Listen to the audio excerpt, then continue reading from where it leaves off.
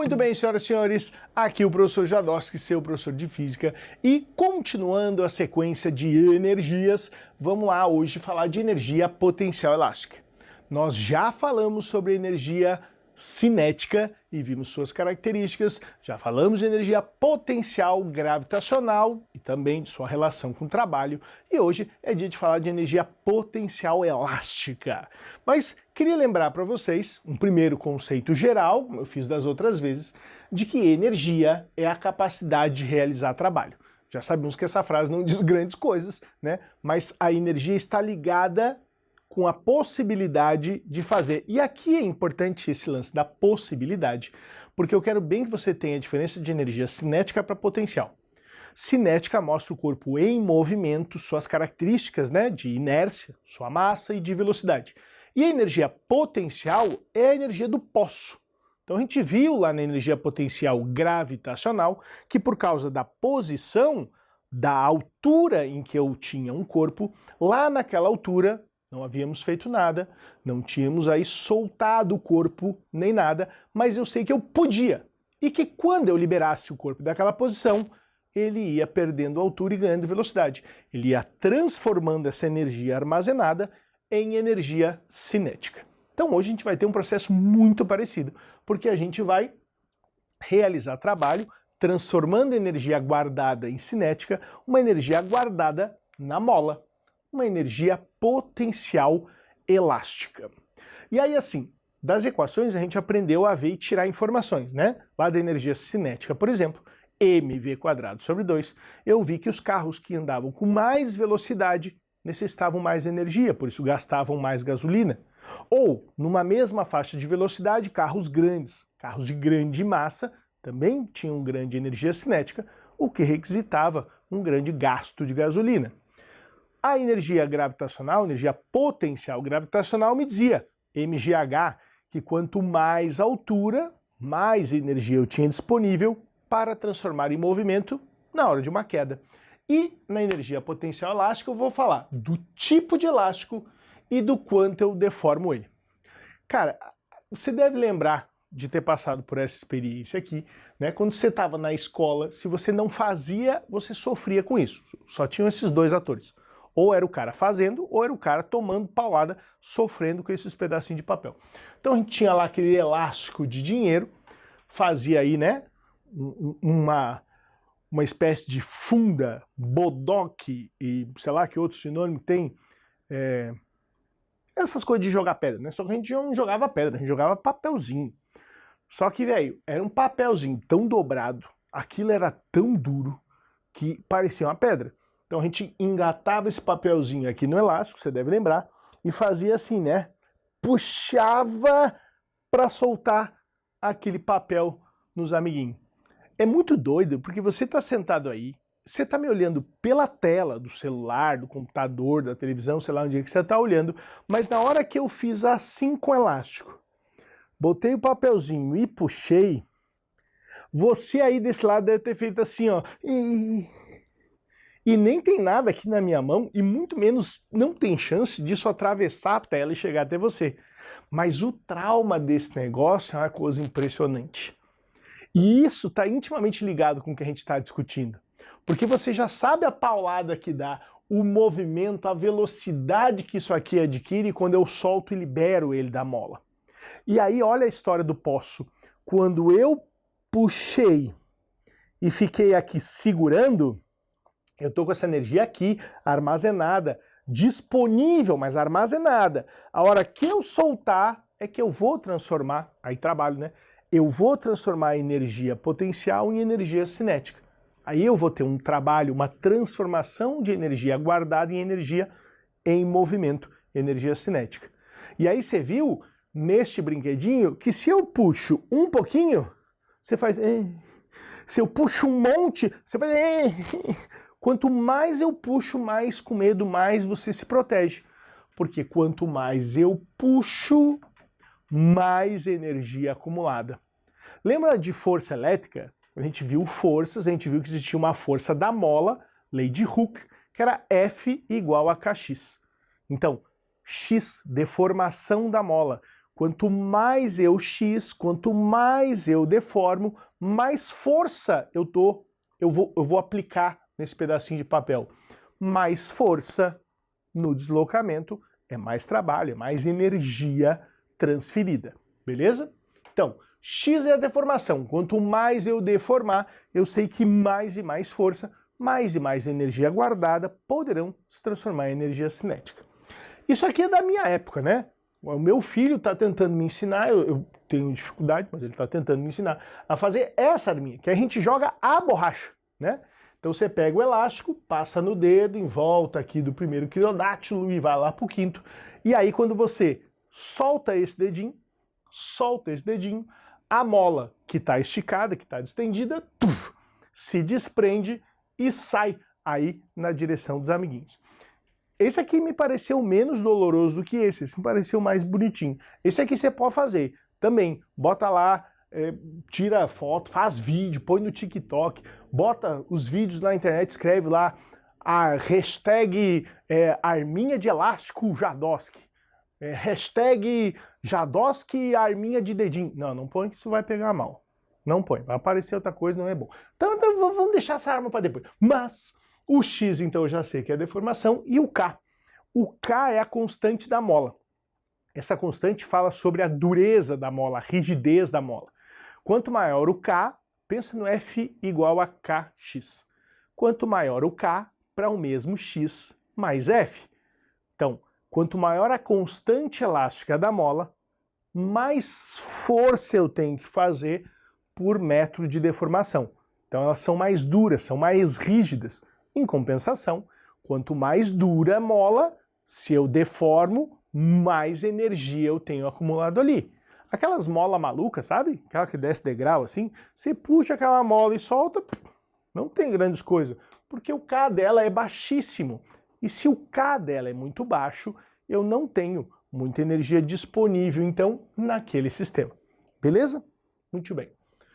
Bora lá então ver esse negócio da energia transformando-se em movimento. Como é que eu faço para linkar a energia potencial gravitacional com o trabalho que ela pode desenvolver?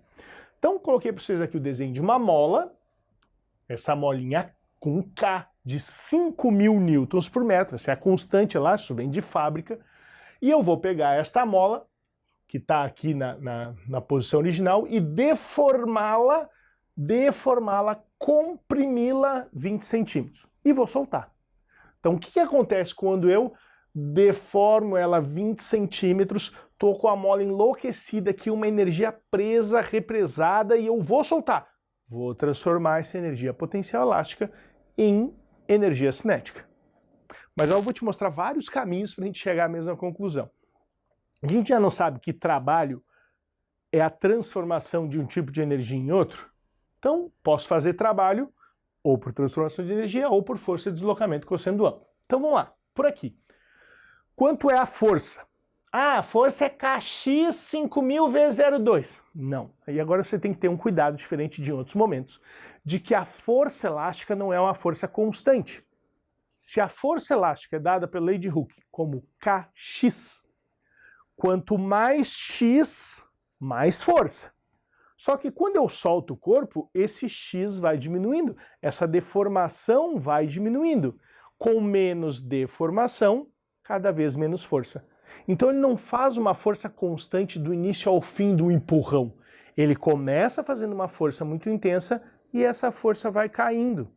Então se eu for fazer F vezes D para o trabalho, eu vou usar um valor que não está acontecendo, que não está se aplicando ao longo de todo o deslocamento.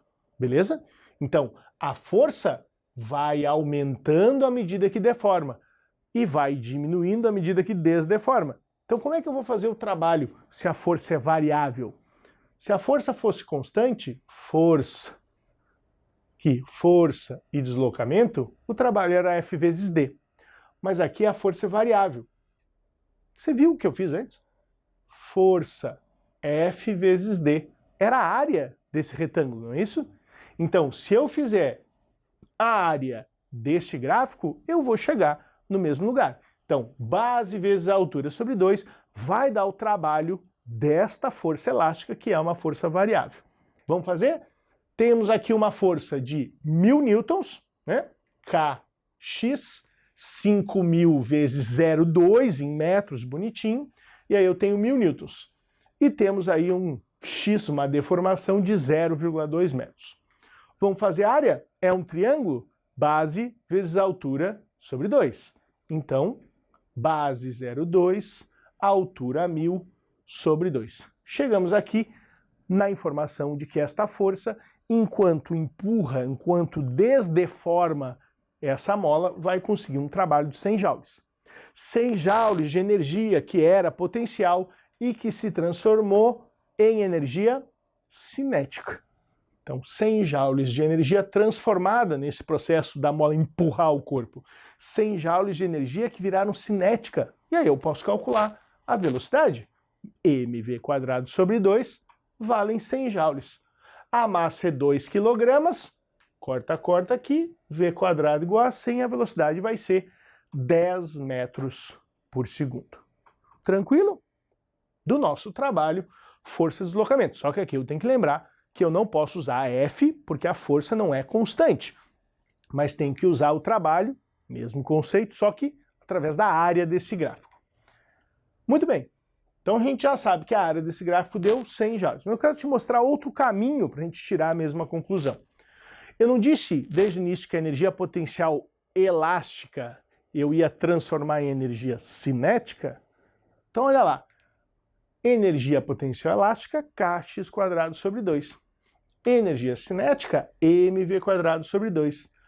Atora os dois aí, ficamos com um K, 5.000, um X, 0,2 ao quadrado, massa 2, velocidade ao quadrado. Faz a conta aí e nós vamos chegar na velocidade 10 metros por segundo. Ah, Jadowski, deu a mesma coisa. Claro que deu a mesma coisa, nós estamos falando do mesmo exemplo, velho. Só que nós estamos tentando achar caminhos alternativos para ver que eles são de fato a mesma coisa. Fiz por força de deslocamento, que nesse caso da força elástica tinha que ser através do gráfico, né, da área do gráfico. Fiz por energia potencial se transformando em cinética. Chegamos no mesmo lugar. E eu vou te lembrar de outra coisa, para ver como é mesmo o mesmo mecanismo que a gente está utilizando. O trabalho aqui não era o gráfico, base vezes altura sobre 2? Quanto é que é a base? 0,2, que é o x, né? A deformação. Quanto é que era a altura? 1000, que a gente tirou aqui da força elástica, Kx. Então a base era 0,2, x. A altura era a força, Kx. O que deu aqui de x vezes k vezes x sobre 2? O que dá isso? Kx² sobre 2. Então eu quero te mostrar que tu escolher fazer pelo trabalho, pelo força de deslocamento, pela área do gráfico, ou escolher fazer pela energia potencial que se transformou em cinética, não são coisas diferentes. Tu está fazendo a mesma coisa. Ó, peguei o Kx² sobre 2, que é a energia guardada na mola, e disse que isso virou energia cinética e a gente achou a velocidade. Mas é importante enxergar que se trata da mesma coisa para você ter liberdade de usar as coisas e entender as respostas que você está conseguindo lá na sua prova. Beleza? Quero comentar com vocês esse caos aqui. Os trabalhos da força elástica, eles são aí associados a comprimir uma mola e ela devolver. Só que não é só mola, essa coisa enroladinha, né? Quando a gente fala de mola ou de elástico, a gente está falando de coisas com elasticidade. Por exemplo, quando a gente discute choques mecânicos, tá estudando quantidade de movimento, a gente vai falar de choques perfeitamente elásticos, choques inelásticos e choques parcialmente elásticos. Então vamos pensar assim, um choque que é inelástico é aquele que não tem componente elástica nenhuma, não tem componente de armazenar energia potencial elástica para poder devolver. Já um choque perfeitamente elástico tem toda essa propriedade. Imaginar assim, ó, aqui é a parede, e eu vou jogar uma bolinha de borracha perfeita, daquelas que a gente queria ter na infância, sabe? Uma bola super perfeita, que devolve tudo que ela recebeu de energia. Ó, joguei a bolinha bate na parede e faz boing, boing. Vou de novo, lá vai a bolinha, ela deformou-se, isso aqui é o X, a deformação elástica, e agora que ela deformou-se, armazenou a energia na forma elástica, ela devolveu essa energia na forma de movimento, na forma de energia cinética. Se ela fosse tão perfeita assim como eu disse, ela nem barulho ia fazer, né? Ela ia fazer assim. Porque eu não teria nem parte da energia virando energia sonora, seria tudo devolvido para esse corpo. Agora, se eu falar de uma amoeba, sabe? Amoeba? Moeba? Ainda chama moeba? Sei lá. É essas gelecas aí que os caras fazem. Enche a banheira pra se jogar dentro. Essas coisas. Mas aí o camarada joga aquela massa disforme que bate na parede e faz assim. Pff. E deu, velho. Massa que ela vai fazer é escorrer.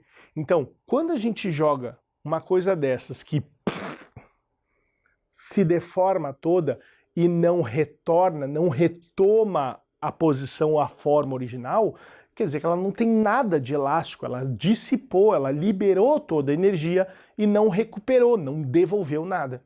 Então aí eu tenho um processo inelástico. E existem as parcialmente elásticas. Se jogar uma bolinha mais dura, sim, ela vai bater e volta muito devagarinho, sinal de que algo foi devolvido, foi restituído, porque algo ela armazenou durante o choque para afastar, para empurrar a bolinha depois desse choque. Então, essa noção de que coisas elásticas não precisam ser molas propriamente ditas. A gente pode ter borracha, a gente pode ter o nosso crânio, ó, quando você bate. Vocês já viram aquelas filmagens de câmera super lenta que a gente consegue ver as deformações acontecendo aos pouquinhos? O cara toma um soco, a gente vê que a mão praticamente entra no rosto do sujeito e aí depois aquela sai vibrando toda assim. A viagem, tu consegue ver a componente elástica da pele, dos músculos e consegue ver que existe aí recuperação de movimento depois da deformação. Então aqui, nesse caso da vara, é igual. A gente tem exatamente os mesmos preceitos de uma mola. Só que você tem que entender que a vara é feita de um material para que ela deforme e volte, né? Se ela não tiver uma componente elástica, eu vou tentar deformar, ela vai quebrar. Ela não vai absorver essa energia para depois devolver. Esse infográfico é muito bacana, foi feito pelo professor Otaviano Heleno, que é um professor... Otaviano Heleno, que é um professor da USP, e ele fez um blog só falando sobre a física dos esportes. Então tem salto com vara, tem lançamento de martelo, tem várias coisas lá. É um link, é um blog gratuito, né? Patrocinado pela USP, e é muito bonitinho, vocês vão encontrar várias desses infográficos lá. Mas olha que bacana o que ele fala, salto com vara. O atleta corre carregando uma longa vara de material flexível. Isso aqui já é periclitante, né? Se você já viu o salto com vara, o cara sai correndo com aquela vara daquele tamanho gigante, como é que não se machuca? A minha mãe não deixava eu correr em casa com um lápis na mão, irmão. Ela tinha medo que eu caísse e me matasse com aquele negócio. Imagina correr com uma vara desse tamanho, ela não ia deixar nunca. Mas o cara vai, e ele corre o mais rápido possível, porque aqui é a fase dele produzir, dele adquirir energia cinética. E ele quer essa energia cinética toda porque ela vai se acumular na vara na forma de energia potencial. Então ele vai com energia cinética e crava a vara aqui nessa valeta e continua empurrando para deformar, para X, deformar a mola o máximo que ele pode. Se ele não estiver correndo feito doido, se ele estiver andando devagarinho, se ele não tiver muito movimento, muita energia cinética, ele não vai conseguir deformar muito essa vara. Não vai ter tanta energia armazenada, não vai ter tanta energia para mandar ele para cima. Então ele precisa do máximo de velocidade para atingir o máximo de energia cinética para poder transferir isso tudo para aquela vara. Ó, ele ainda diz, quanto maior a velocidade da corrida, mais alta será a subida, porque mais energia cinética vai virar mais potencial elástica, que vai virar mais cinética, só que agora para cima, e que vai se traduzir em mais potencial gravitacional, mais altura lá no final das contas. Ó, no final da corrida o atleta encosta a vara no encaixe, que é essa valeta aqui, e pelo embalo que ele tem, ou seja, a velocidade que ele adquiriu, ele tem muita inércia, agora ele vai conseguir entortar muito a vara, ele vai conseguir deformar, ele vai conseguir X fazer uma grande deformação naquela mola, kx² sobre 2, muito X para conseguir muita energia e ser jogado para cima. Quando essa vara entorta, a gente imagina que toda energia cinética vira elástica, toda elástica vira cinética para cima e toda cinética vira gravitacional. Mentira! Sabe que um sistema perfeitamente assim, conservativo 100% não existe, isso é utópico. Mas os sistemas têm dissipação de energia. A gente vai ter aulas para discutir o sistema conservativo e dissipativo depois, fica tranquilo. Mas só te dando um spoiler, a gente tem perdas de energia nessas transformações. E no processo todo aqui, a maior perda de energia certamente vai estar nessa vara. Então, só no deformar ela faz assim, ó. Esses barulhinhos é sinal de que as fibras estão rompendo e que eu estou, então, dissipando energia. Só o fato de ter barulho já é energia sonora, então já é energia que eu estou tirando do sistema e estou desperdiçando, estou jogando fora. E essa vara, se a gente tivesse coragem, a gente, na hora que ele deforma tudo, ia lá punha a mão assim, para ver o quanto está quente. Então estou dissipando isso em deformação, rompimento das fibras, som, calor. Então o que eu estou perdendo mais de energia no processo certamente é aqui, na hora da compressão e descompressão da mola. Mas por isso eu corro mais rápido ainda, que é para dar mais energia cinética e compensar perdas. Quando eu armazenei, agora ele joga isso para cima. A energia cinética transformou em potencial, que é usada para lançar o atleta para cima. Então agora eu vou ter energia cinética de novo, só que não é mais na horizontal, é na vertical. Quanto mais energia cinética no início da subida, mais energia potencial eu vou ter no final. Ou seja, mais altura a gente vai adquirir. Olha lá, ó. Ao atingir a altura máxima, sua velocidade se anula e toda a energia será potencial gravitacional. Aqui tem um errinho, um detalhezinho que alguns vestibulares gostam de explorar. Se ele anulou a velocidade, é porque o lançamento é só vertical, ele só subiu. Então toda a energia elástica virou cinética, que virou potencial. Só que se ele só subiu, irmão, ele agora começa a descer. E ele vai descer aqui na frente e dar de cara no chão. Então lá no ponto mais alto ele não pode ter velocidade zero. Ele tem que ter uma velocidadezinha Vx, que é para passar do lado da frente para o lado de trás do bastão.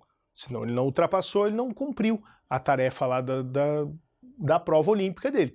Então eu tenho que ter uma velocidadezinha horizontal, eu tenho que ter uma energia cinéticazinha remanescente. Então a cinética não vai se transformar toda em potencial. Então vai se transformar a grande parte. Um nadinha tem que ter de energia cinética para ele cruzar esta vara.